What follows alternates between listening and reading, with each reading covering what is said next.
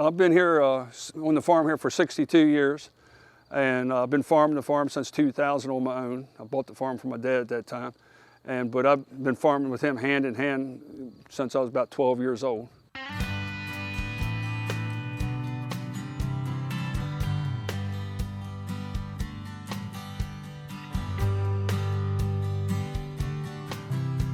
We could grow Christmas trees, sweet corn, Indian corn, popcorn, strawberries, asparagus.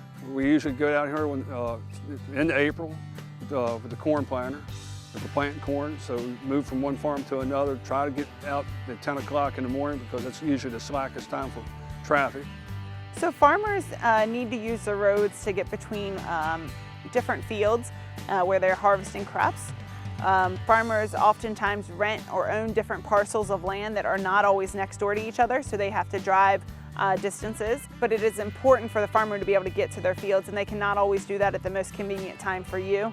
Like in the harvest season, we'll finish up one farm, we'll move into another.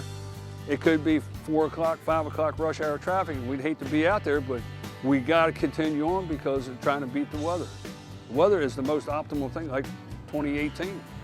We were 3 weeks behind on harvest, but when we could run, we were moving during rush hour traffic, and we know we had 2.5 mile backup behind us, but there was no place to get off with the equipment. That's the thing on 85 and Adamstown Road, there's no place to go.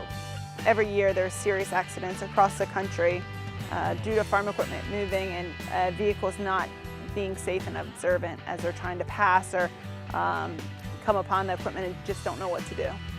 The thing is, we run a flagger in front of us. The flag lets you know that wide piece of equipment is coming. We've got flashing lights and headlights, that kind of stuff. We're also on the tractor and orange flags, and so you've got to realize that something's coming.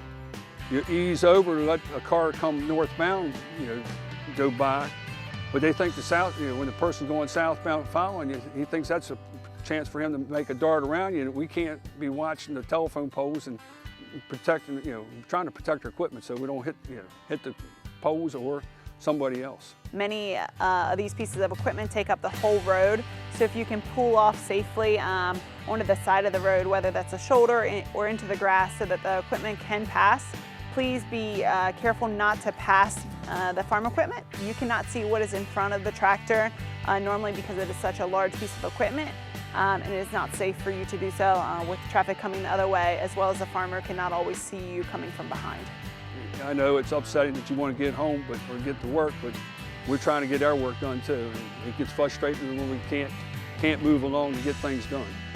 If we can't get done, it messes up our day about getting the crop in to try to beat the weather. We appreciate your patience. We are all just trying to get home to our families and get our jobs done safely.